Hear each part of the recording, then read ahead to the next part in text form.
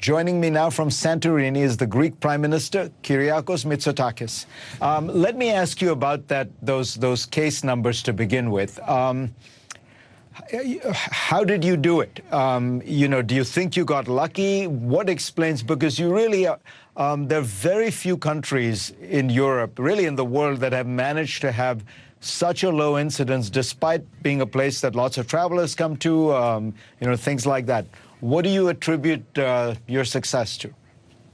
Well, for it, we took decisions very early. We listened to the experts. We communicated clearly. We let the doctors do the talking. We strengthened our healthcare system.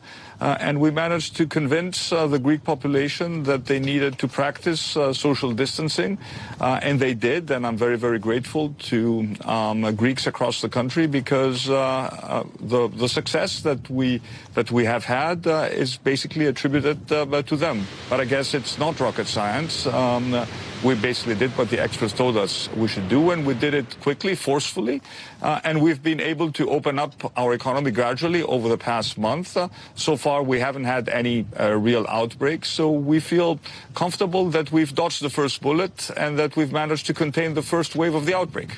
As you open up, are you worried you're going to see a spike in infections? And what is the plan? Because I noticed on June 8th, when you did announce some opening, you already had not a large number, but by most standards, but for Greece, I think 97 new cases. Is it inevitable that as you open up, there will be a relaxing of social distancing, and therefore there will be more infections? And what do you do about it? Well, I think you're right to point out, Fareed, that as we do open up, obviously the risk increases, and the big risk always is that we don't want to be victims of our own success. People do become complacent, and we do stress that COVID is still with us. We need to stick to the basic social distancing rules. We need to wear masks. But, of course, we're helped by the fact that primarily in Greece during the summer, we are outdoors, and transmission rates outdoors are much lower. So far as domestic cases are concerned, we haven't seen any real significant uptake in terms of new cases. We only had, for example, 4 new cases reported across the country today.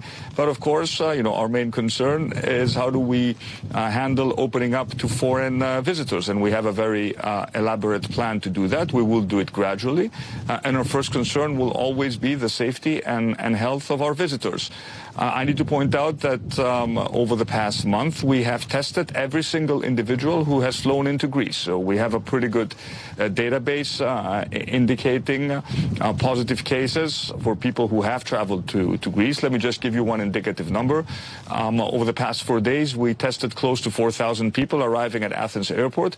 We had only 2 positive cases, both asymptomatic. So if we keep to that ratio, I think we can start gradually opening up the country to foreign visitors. Let me ask you about the broader macroeconomic picture. Obviously, because of this lockdown and the lockdown everywhere, the Greek economy is suffering its worst blow in a long time. I've seen estimates that say the economy will shrink 5 to 7, maybe 10%, in line with other European economies. But there is a difference this time. The Germans and the French have agreed finally to allow for a kind of Europe-wide bond, Europe-wide financing, which should provide a lot of resources to Greece. Is this a kind of turning point for Europe from the perspective of Greece that has needed these funds so badly? Do you regard this as a real turning point? You are right. I think it is a turning point. 2020 is going to be a very difficult year for all European countries, including Greece. So far, we've done better than most European countries. In the first 3 months of the year, we had a recession of 0.9%. The Eurozone average was 3.6%. But, of course, we know that the second quarter is going to be extremely, extremely difficult. We've always argued that Europe needed to make a big step forward, to be very ambitious in terms of supporting the recovery post-COVID.